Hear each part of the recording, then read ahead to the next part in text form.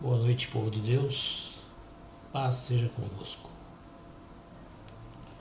Hoje vamos falar de um assunto muito conhecido por todo cristão, que é o Pai Nosso, a oração do Pai Nosso e suas reflexões.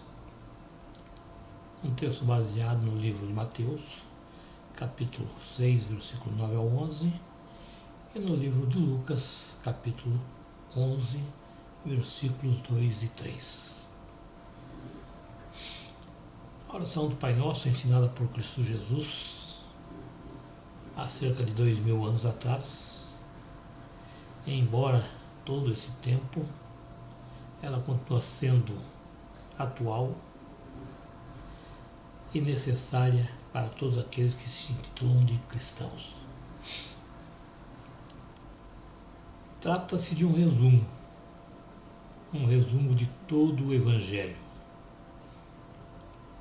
pois é através da oração do Pai Nosso, através dessas palavras, é que podemos pedir ao Pai tudo o que corretamente desejamos, como também podemos ordenar os nossos afetos.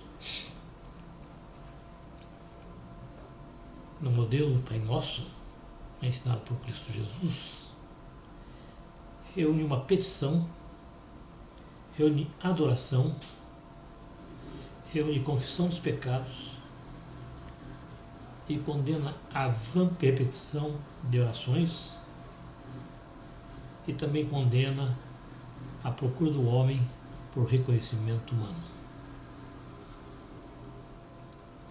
Esse modelo, além de apresentar a necessidade de um governo celestial, um governo de Deus,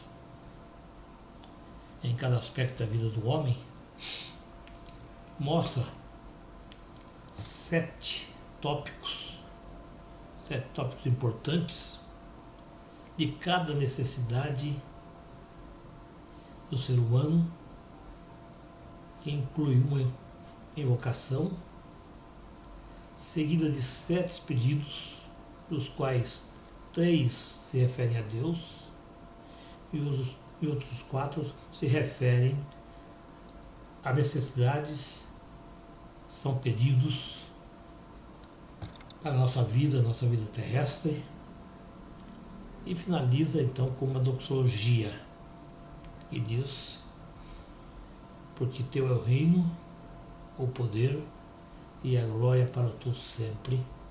Amém. Não se trata apenas de um modelo para a gente orar, mas é principalmente uma forma de adorar e entender a vontade de Deus. Quando nós percorremos os versículos dessa oração, esses versículos que contêm essa oração, nós podemos tirar algumas reflexões as quais Cristo nos ensina. A primeira reflexão ensinada por Cristo é reconhecer a Deus como nosso Pai Celestial. Reconhecer a Deus como Pai Celestial. Cristo Jesus, nessa oração, nos ensina que devemos nos dirigir a Deus como Pai, ou seja, o Pai de todos os seres humanos. Essa recomendação feita por Cristo sintetiza a mensagem do Evangelho, quando o próprio Cristo apresenta Deus como seu Pai e apresenta Deus como nosso Pai. Portanto, irmãos, a nossa oração deve ser direcionada ao Pai. profeta Isaías declarou: contudo, Senhor, Tu és o oleiro. Todos nós somos obra das suas mãos.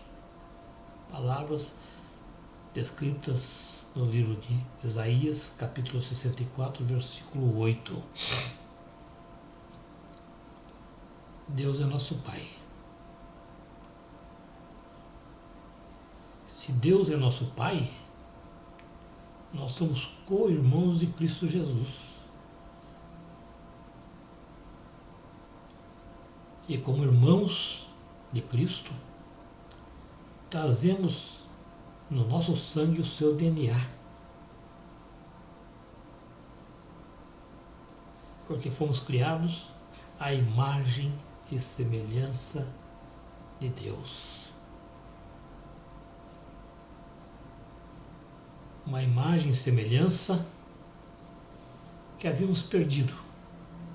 Sim, nós perdemos a imagem e semelhança de Deus por causa do pecado.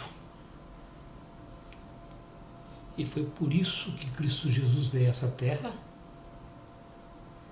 para resgatar essa imagem e semelhança que havíamos perdido.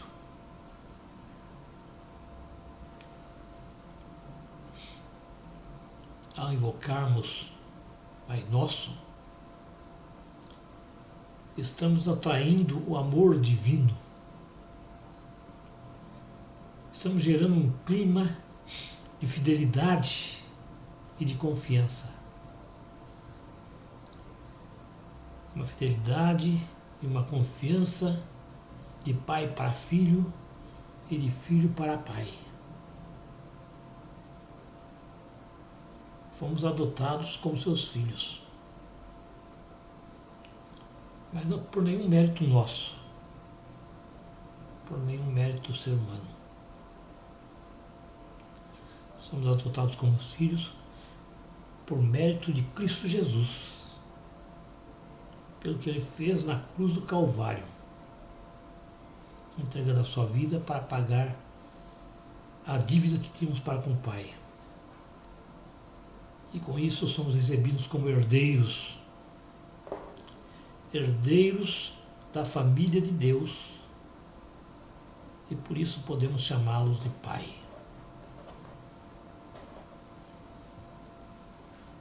Ao chamá-lo de Pai, reconhecemos ser Deus a fonte de vida, ser Ele o poder supremo, a misericórdia infinita. Reconhecemos que podemos confiar plenamente nele, e nele também tudo podemos esperar. Como um bom Pai, Ele nos dá tudo o que necessitamos. Ele tolera nossas faltas, Ele tolera nossas ofensas e nos perdoa quando nos chegamos a Ele com um arrependimento verdadeiro. A segunda reflexão que Cristo nos ensina é reconhecer a transcendência de Deus. Sim, reconhecer a transcendência de Deus. Pois ao dizermos Pai Nosso que estais no céu, nós queremos dizer que Deus não está em qualquer lugar. Ele não está num lugar material. Mas Ele está além de tudo. Isso indica que Ele está em todos os lugares. E todos os lugares ao mesmo tempo. Palavras descritas no livro de Salmo, capítulo 139, versículo 8 ao 10. Portanto, irmãos, adorar e dar honra, dar glória ao nosso Pai, ao nosso Deus, deve ser a preocupação de cada um de nós. de todos aqueles que estão salvos. Ele prometeu que ele estaria no meio do povo judeu. Ele cumpriu isso. Mas para nós, a Igreja de Cristo, ele foi além. Ele prometeu que estaria em nós, através do Espírito Santo. Porque ele procura nessa terra verdadeiros adoradores. Pessoas que o adorem em espírito e em verdade. Palavras escritas no livro de João, capítulo 4, versículo 23 e 24. Isaías falou: esse é o Deus escondido. Isaías capítulo 45, versículo 15. Um Deus escondido que devemos procurar e achar. Pois está escrito: então me invocareis, passareis a orar por mim, e eu vos ouvirei.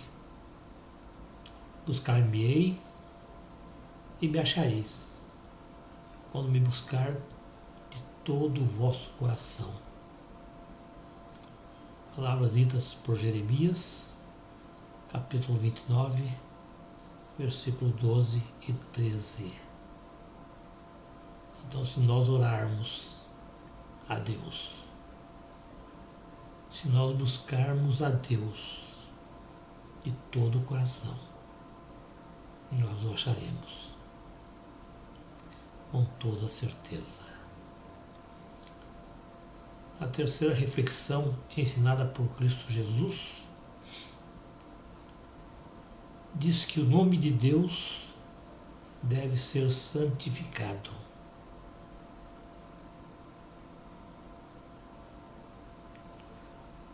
O nome de Deus seja santificado. Esse é o primeiro desejo. O principal desejo a ser manifestado na vida do cristão. Que o nome de Deus seja santificado. Mas ao pedirmos isso, não estamos só pedindo, mas estamos desejando também.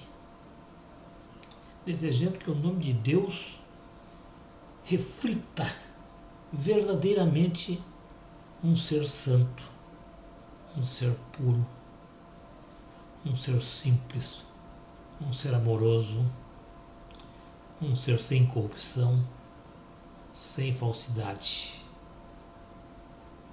Um Deus verdadeiro. Ao pronunciar essas palavras, estamos reconhecendo a santidade de Deus. E ao reconhecer a santidade de Deus, também devemos caminhar para ser como Ele, santo. Porque Ele deseja que sejamos santos. Está escrito: sede santos, porque eu, vosso Deus, sou santo. Palavras em Levítico, capítulo 19, versículo 2. Mas Cristo também nos ensinou. Ele nos instruiu e falou: sede perfeitos, como o Pai do céu é perfeito.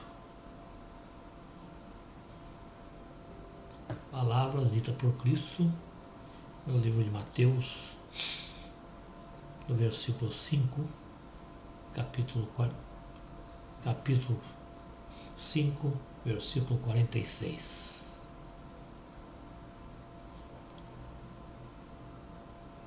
O nome de Deus revela a sua essência. Ser santificado aponta o desejo e que Ele seja reverenciado acima de todas as coisas. Ele é digno de toda honra, toda glória. Ele é digno de ser reverenciado acima de todas as coisas. Mas uma coisa é certa, irmãos. Deus é santificado entre nós quando nos tornamos visível a marca dele, a presença dele na nossa vida, no nosso meio. A marca dele, a presença dele no meio de nós. E como? Como isso? Através das nossas boas ações de justiça, boas ações de solidariedade, em prol de uma igualdade social, em prol de uma igualdade, porque perante Deus somos todos iguais. Por fim, irmãos, santificar seu nome é reconhecer Deus como Criador do mundo, o Senhor da história, único e verdadeiro Senhor, Rei soberano. Dito isso, não podemos de forma alguma adorar outros deuses. Mesmo porque não existe outro Deus. Não existe outro Deus além do nosso Deus, além do Senhor dos Exércitos. Outros deuses não são deuses, não é Deus. E nada pode fazer por nós. São ídolos que não ouvem, ídolos que não falam, ídolos que não veem, ídolos que não andam. E nada pode fazer por nós. Mas infelizmente a triste verdade é que a maior parte do ser humano está cego e acorrentado a esses falsos deuses.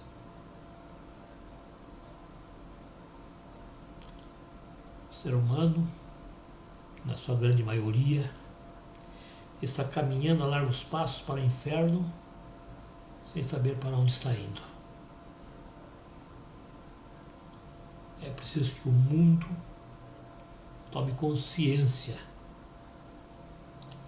que Deus é Deus e não existe outro além dele.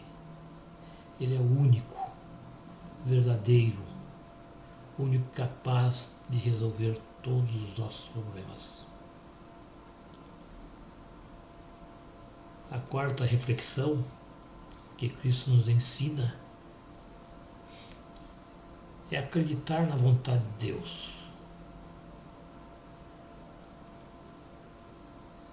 Para nós, seres humanos, é muito difícil deixar Deus agir livremente e de forma soberana sobre nossas vidas. É comum o cristão entregue nas mãos de Deus. Mas daí a pouquinho ele já toma a frente e quer resolver por si só.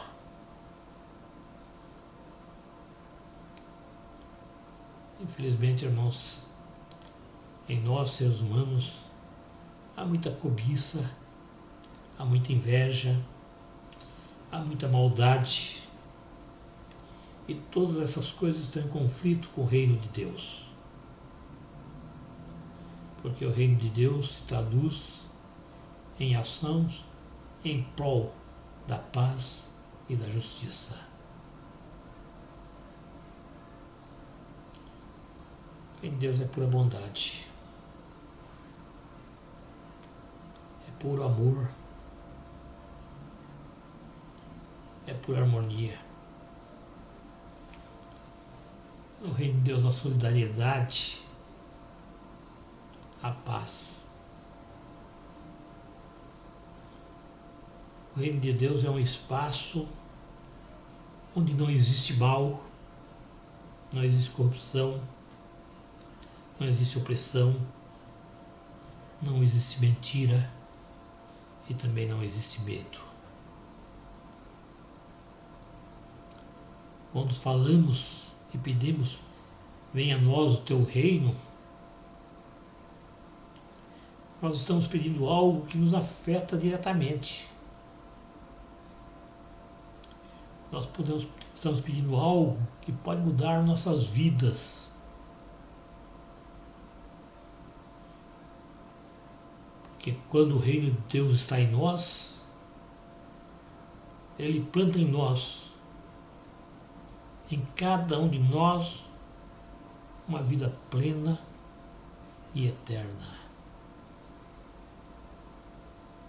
Devemos querer sim o reino de Deus em nossas vidas.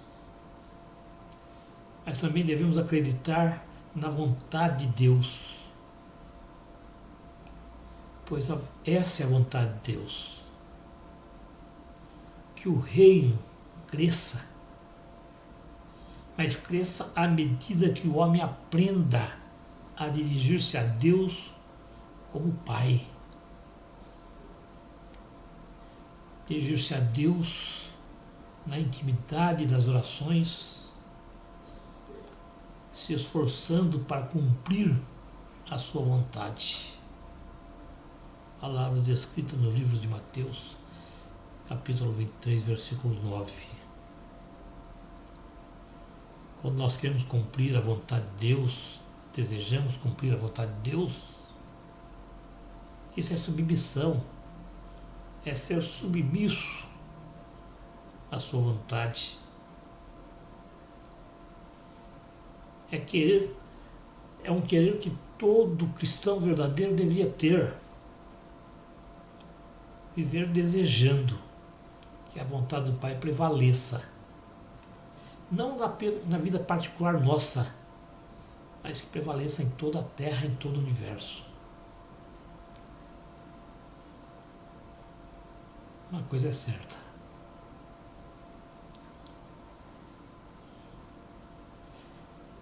Só nos tornamos filhos reconhecendo a sua autoridade, adorando em espírito e em verdade,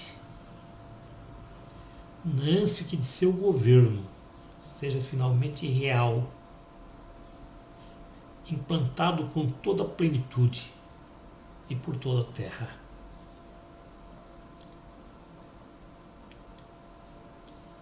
A quinta reflexão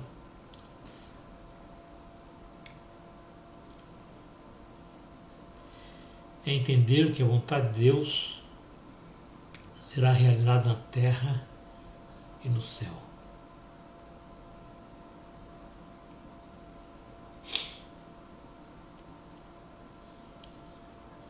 Quando fazemos essa petição, sabemos que a vontade suprema de Deus é reconhecida.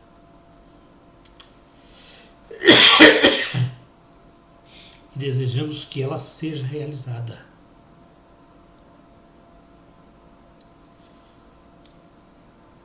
Porque a vontade de Deus é perfeita.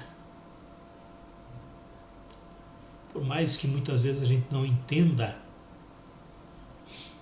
a vontade de Deus,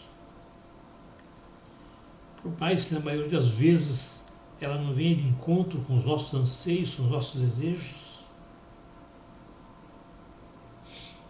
mas a verdade é que a vontade de Deus é que nós sejamos salvos.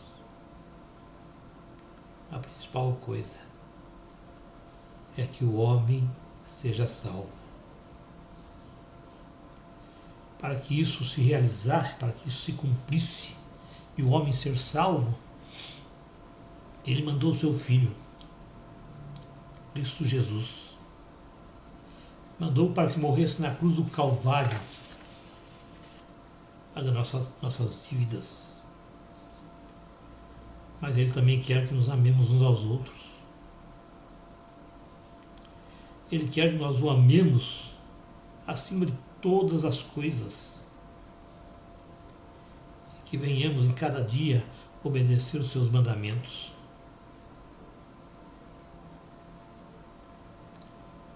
Mas Ele quer principalmente que nós confiemos na sua vontade, na vontade dele, do Pai, e não na nossa, particularmente. Quando isso acontece, que nós confiamos na vontade de Deus, nós vamos encontrar o verdadeiro sentido da vida e vamos encontrar o caminho da verdade. Por isso Jesus disse: eu sou o caminho, a verdade e a vida. Fazer a vontade de Deus não é anular a nossa vontade. Não. Lê de engano quem pensa isso. Fazer a vontade de Deus é coincidir a nossa vontade com a vontade dele. Isso identifica nosso querer com o dele. Pois o reino cresce na proporção que a sua vontade seja feita. O reino cresce na proporção que cada um de nós vai unindo a nossa vontade com a vontade de Deus, com o mesmo objetivo, com o mesmo alvo. Fazer a vontade de Deus é viver em harmonia, é viver em paz, em concordâncias com as demais pessoas, é viver em generosa comunicação de bens e de sentimentos. É praticar a tolerância, é saber conviver com os demais, é aceitar as pessoas como elas são, é amar as pessoas da mesma forma com que Deus nos amou,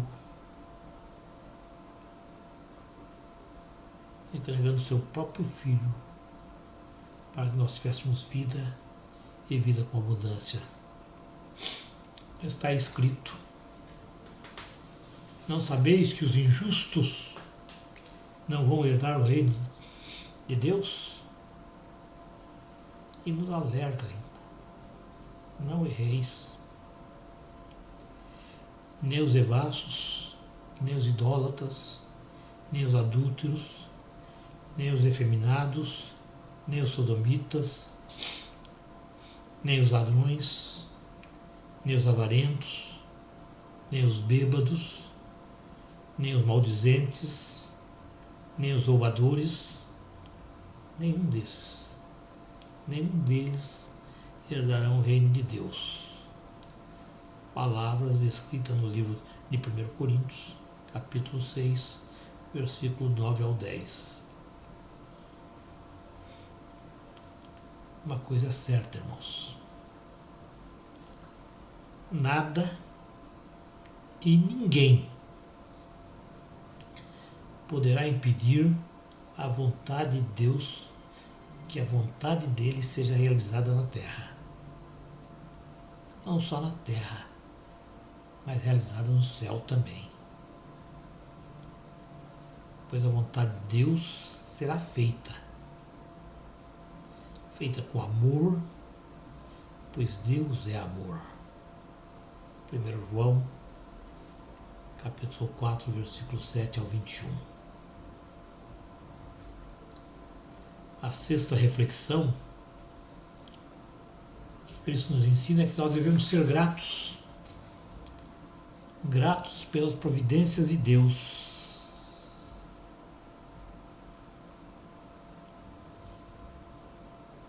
Nessa reflexão, nós passamos para a segunda parte do Pai Nosso. Uma parte que apresenta as 3 petições com respeito à nossa vida terrena. Essas petições implicam nas provisões, ou economia de Deus, no perdão, na proteção divina, na libertação e na segurança. Todos esses itens estão alicerçados nas palavras: Pão nosso de cada dia, perdoa as nossas dívidas, não nos deixeis cair em tentação, mas livra-nos do mal. A provisão divina, ou economia de Deus, significa que Deus proverá, Ele vai saciar todas as nossas necessidades fundamentais para sobrevivermos nessa terra. Mas isso não quer dizer que basta nós orarmos e que tudo o que precisamos vai acontecer, vai aparecer, como que por milagre. Não é assim. Essa provisão quer dizer que se andarmos no caminho do Senhor e trabalharmos, não é só andar no caminho do Senhor não, tem que trabalhar também. Tudo o que precisamos, Ele nos dará. Pois a economia de Deus é ampla e tem provisão para todos os seus filhos. Ela é suficiente para abastecer todos os filhos. É com essa certeza e alicerçados pela fé que podemos viver uma vida sem preocupação, uma vida sem ansiedade,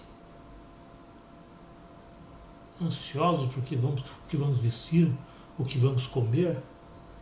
Nós não precisamos disso.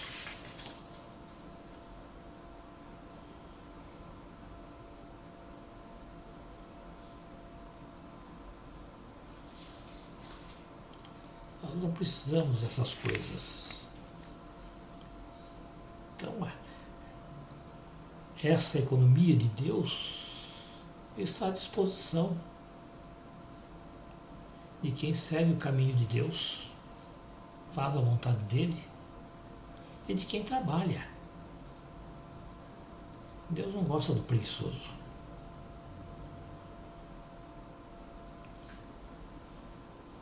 Observe uma coisa: o pão nosso de cada dia tem a ver com o alimento necessário para a nossa sobrevivência. O pão é o sinal do reino de Deus nessa terra. O reino que está acontecendo a cada dia, a cada momento, a cada instante. Pois todo alimento sobre a mesa do cristão é uma dádiva de Deus. Sim, uma dádiva de Deus. Um Deus que está em nós. Mesmo que esse pão seja fruto do trabalho humano. Você tem que trabalhar, você vai receber seu salário, você vai comprar as coisas que você necessita. Mas uma coisa é certa: foi Ele que te abriu portas do trabalho. Foi Ele que te beneficiou com o trabalho para que você possa desfrutar, saborear as coisas da vida.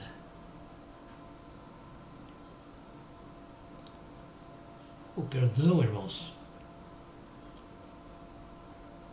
significa que Deus perdoa os seus filhos. Mas perdoa os filhos que se arrependem. Perdoar não é guardar. Perdoar não é reter nada. Nessa petição, nós pedimos que Ele perdoe nossas dívidas. E não são dívidas financeiras, apesar que podem ser.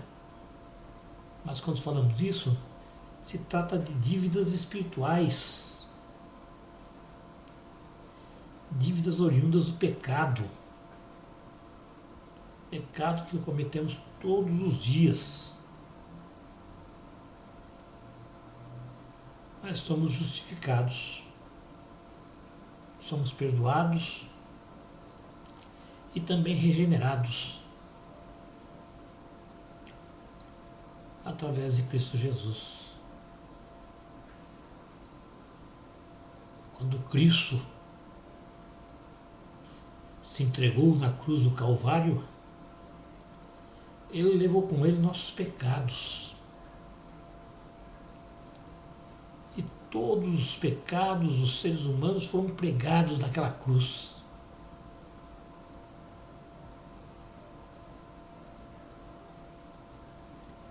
Então nós devemos ver que essa petição, perdoa os nossos pecados, não é uma petição bilateral. Não.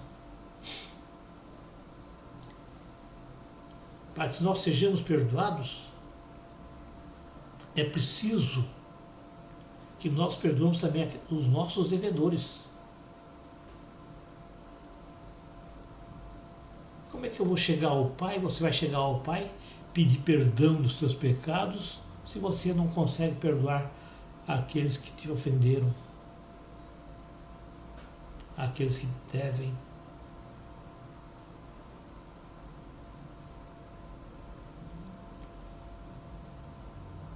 Ao fazer esse pedido, nós estamos confessando que somos pecadores. Nós somos pecadores. E estamos apelando pela misericórdia divina. Sim, estamos apelando pela misericórdia divina. Cristo entregou sua vida para me permitir que os nossos pecados, o meu, o teu, os nossos pecados, fossem perdoados. Mas Ele também entregou a sua vida para que também possamos perdoar os nossos devedores. Essa reciprocidade produz amor. É uma relação direta com o perdão. Palavras descritas no livro de Lucas, capítulo 7, versículo 36 ao 49. Portanto, irmãos, precisamos aprender a perdoar. Assim como Deus nos perdoa todos os dias, precisamos aprender a perdoar. Se não fizermos dessa maneira, então nosso Deus, o Senhor dos Exércitos, não vai nos perdoar de nada. Não vai perdoar nenhuma de nossas ofensas.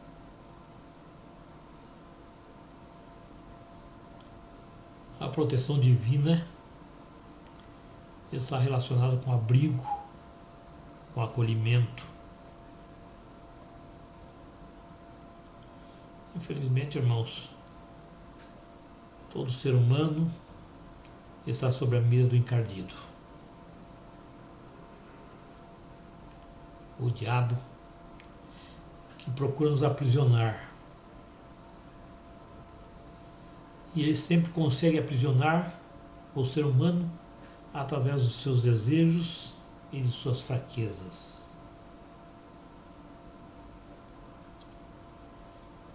Pedro nos alerta ele fala claramente que o inimigo está sempre à espreita, tentando tragar aqueles que ele pode. Observe bem. Ele quer tragar aqueles que ele pode. Então ele não pode tragar qualquer um. Enquanto nós estivermos no domínio de Deus, na região santa de Deus, ele nada pode fazer contra nós. Mas a partir do momento que nós entrarmos na esfera humana, na esfera de Satanás, aí ele pode sim. Então, quando nós fazemos a súplica, pedindo a proteção para que não nos deixe cair em tentação, livrando-nos de todo mal, essa petição vem ao encontro com a vontade de Deus, a vontade do Pai. Um Pai que odeia o pecado. Um Pai que não quer ver seus filhos presos nas malhas do pecado. Uma coisa é certa, irmãos. Se estivermos sob o domínio de Deus, se estivermos junto ao Pai, ali nós temos proteção. Ali nós podemos resistir ao mal. Ali nós podemos resistir a todas as investidas do encardido. Mas somente unido ao Pai, em espírito e em verdade, é que vamos ter forças para resistir ao mal. Ao pedir livramento das tentações, estamos pedindo a proteção do Pai contra os perigos do pecado. Estamos pedindo proteção contra as artimanhas do inimigo, contra toda e qualquer tentação. Existe uma diferença muito grande entre tentação e provação. A tentação é um convite do inimigo ao pecado. Enquanto que a aprovação é uma prova de Deus para com os seus escolhidos, com uma única finalidade: de provar nossa fidelidade e nos aperfeiçoar na fé.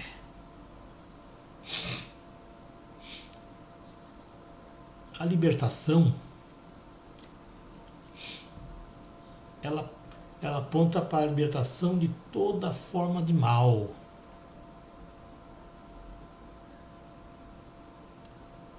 Nós somos frágeis, nós somos fracos. E por isso o pecado encontra abrigo na nossa fraqueza, na nossa fragilidade. Nossa petição para nos livrar de todo mal é confessar nossa fragilidade. É confessar nossa total dependência de Deus, para que Ele nos fortaleça e que possamos então dizer não ao pecado e ao inimigo. Dizer não, não permitindo que nossa comunhão com Deus seja interrompida por nada desse mundo. Deus não nos livra de todas as adversidades, não. Mas Ele sempre ajuda que ficamos firmes na luta contra o pecado.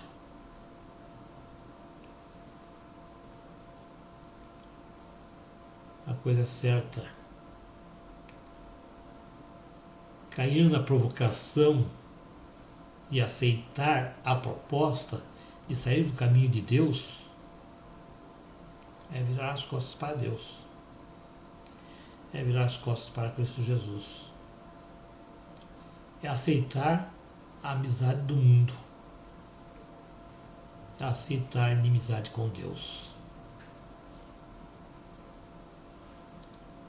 O mal vai sempre estar presente. Onde nós formos, onde nós estivermos, ali o mal também estará. Ele está no nosso meio. Mas cabe a cada um de nós dominá-lo.